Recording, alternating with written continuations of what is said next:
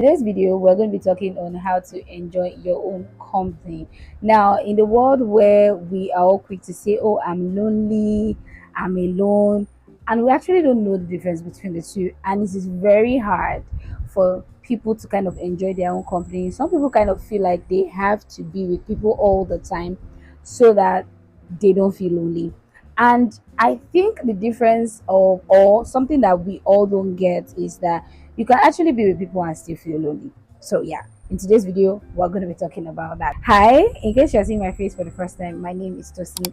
On here, I do videos on self-improvement, beauty content, and vlogs here and there. So you should subscribe. Trust me, you're going to enjoy being here. And if you've been here before, you already know you are welcome back, Mariji. I'm so happy to have you here once again. So guys, without further ado, let's get into the video.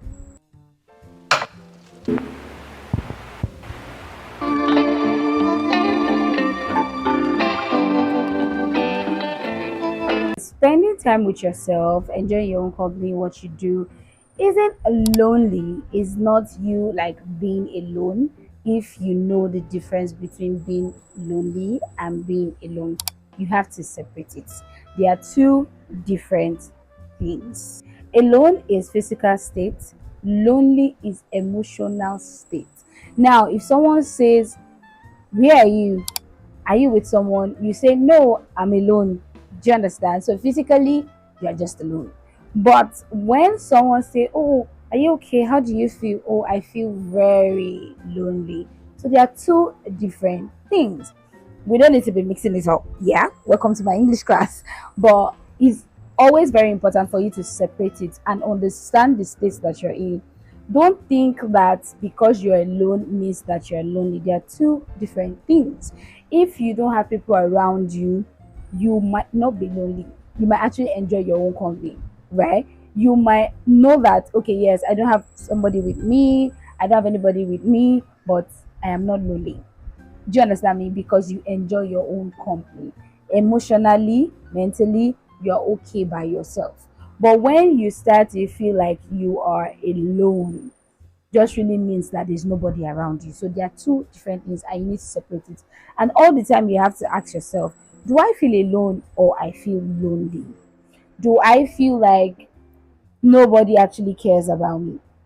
Do I feel like nobody is validating whatever it is that I'm feeling emotionally? That is when you start to say that, okay, you are alone. If there is no one, you are lonely. If there is no one person that you know that, okay, this person makes me feel like I'm somebody. Do you understand the point? So there are two different things. You need to separate it. Very, very important. Separate loneliness from being alone. You can be alone and not be lonely. You can be alone and be lonely. They are two different things. Because one important thing is that you can actually be around crowd, be around people and feel lonely. Yes, that is when you see people mostly talk about it in relationship and say, "Oh, I've been with this person, but I feel lonely." There's so many people that are married 20 plus years and they feel lonely. Why? Because loneliness is an emotional state. Alone is a physical state. One thing that will help you so much to enjoy your own company that I feel like has also helped me is creating rituals. Now, not just for the time that you are free that you can do it. No, these are things that you like to do. Do you like to journal? Do you like to read? Sunday reset? What are those things that you like to do? It will make you always want to spend time with yourself because that is a you time. That is a me time. That is Tosin's time. My own is sitting down and watching YouTube videos. Like, that is my time. I like to sit down and watch Nigerian movies on YouTube. That's what I do. It's like a ritual. I just do it like, this is what I want to do today. I will just watch videos.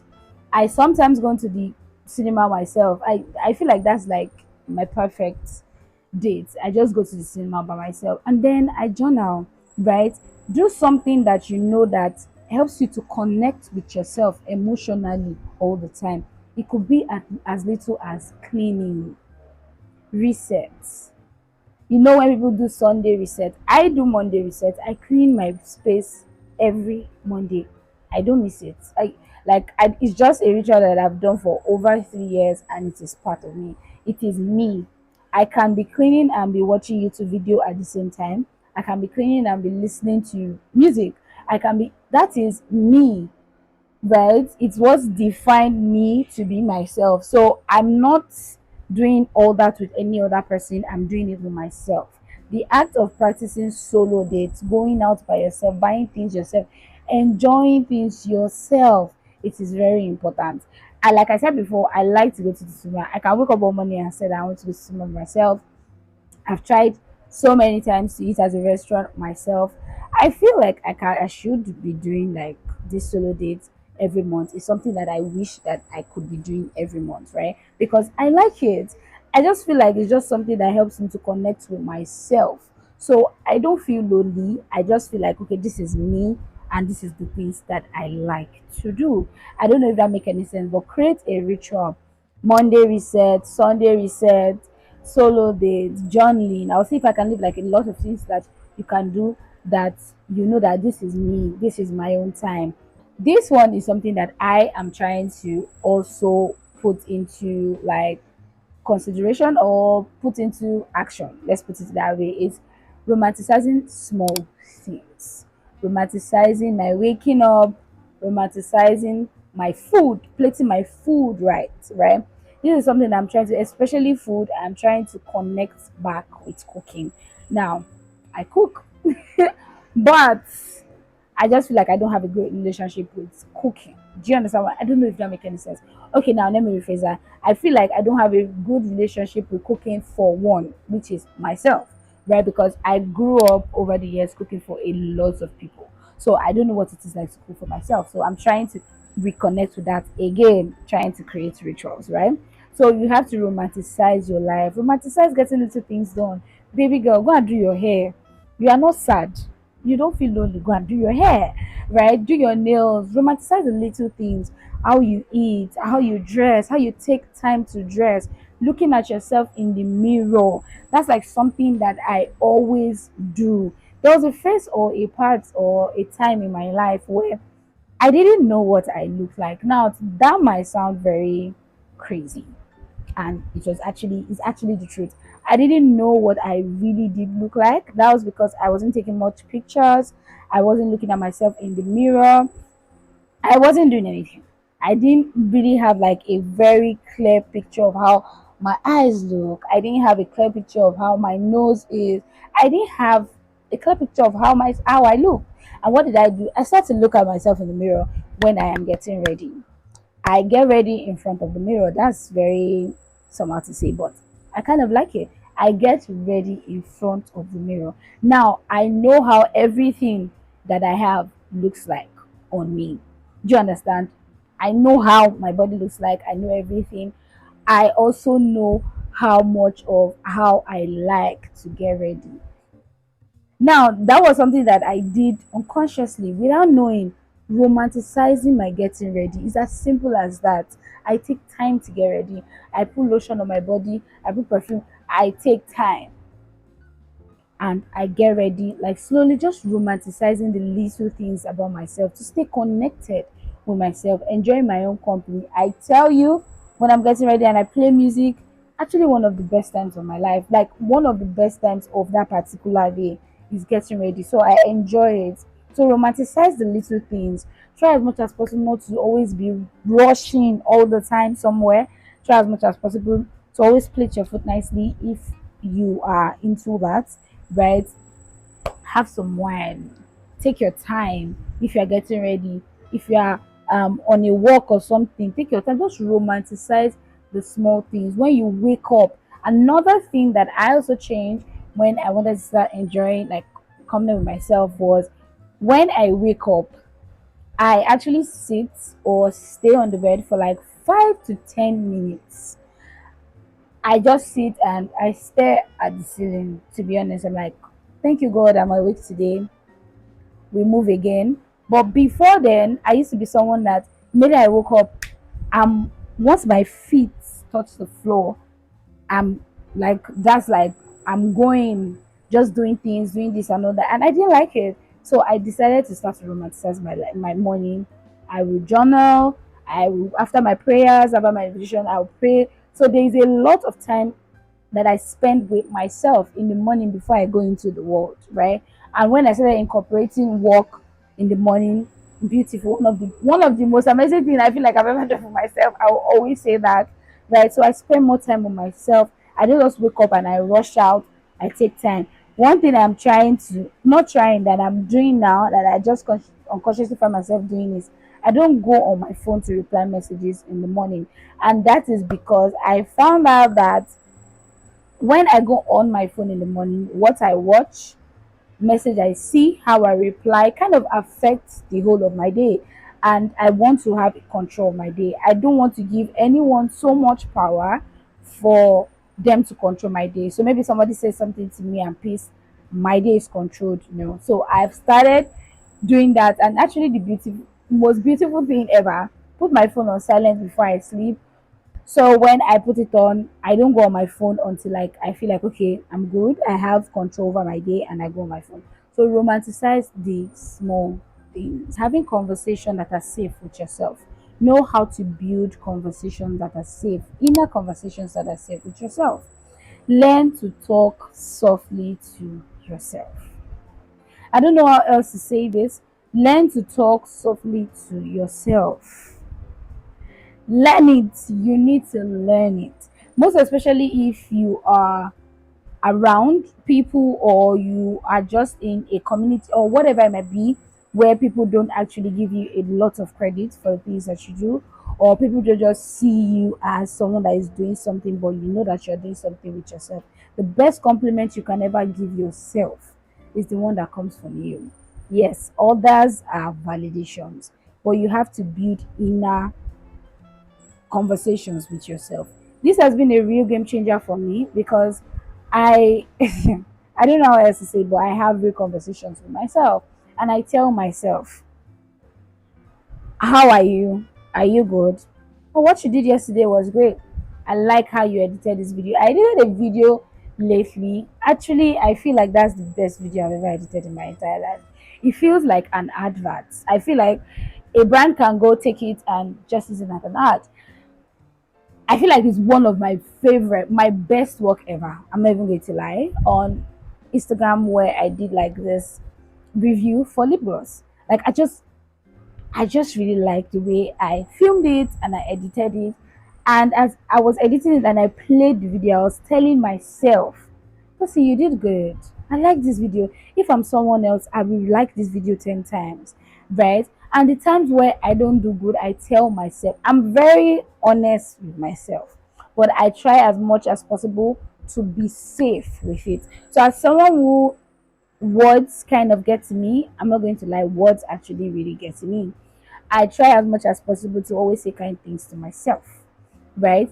So, in as much as I know that what gets to me, and I hear word from other people, I always try as much as possible to use my own voice to cover that word. Do you understand? I use my own voice to cover that person's statement. I use my own voice to cover that person's word. So if someone says something to me, just believe instantly. I'm saying it in my head if I don't have to say it out loud.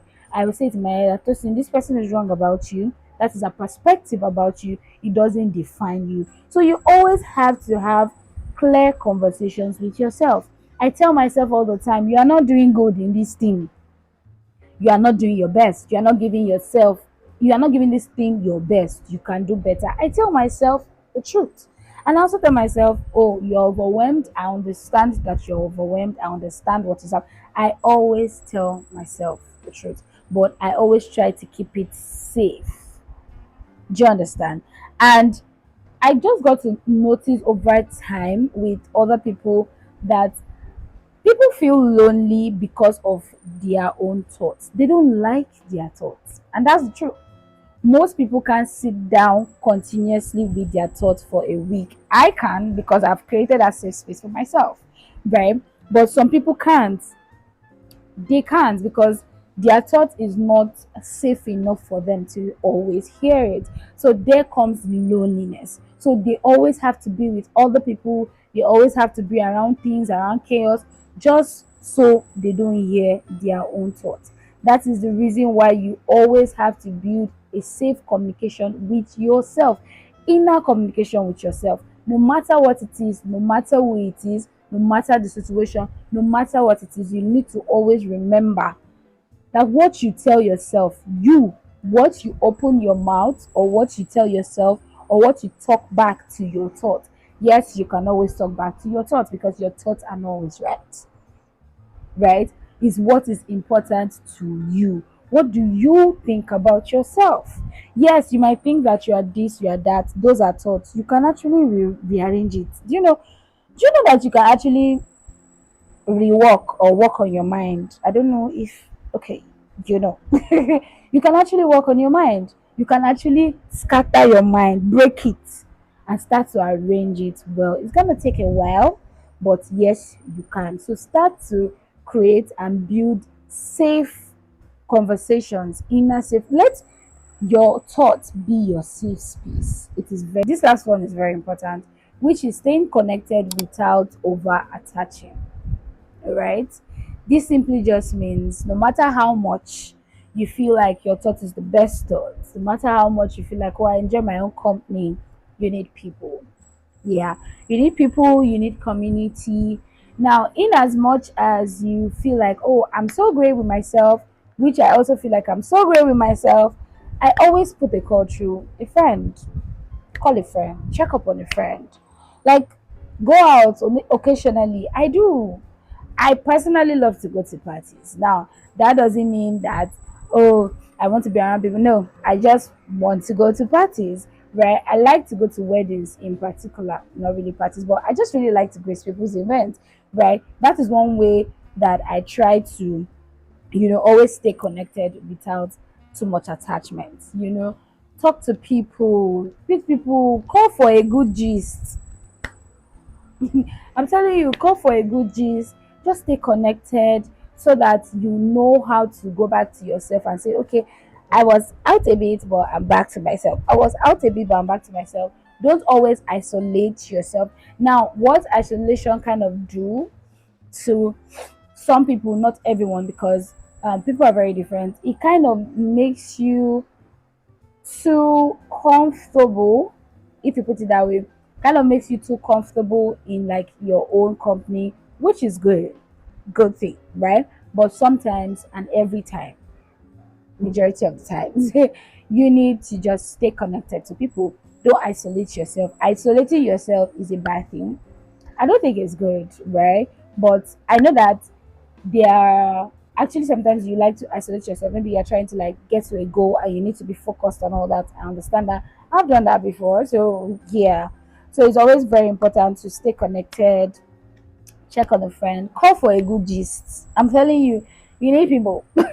You kind of need people. No matter how much you want to enjoy your own company, call people, call for a good gist, catch up, check in. I do that a lot. I just check in, I call for a good gist, go out once in a while to just like connect with the real world, right? So it's very important to spend more time with yourself.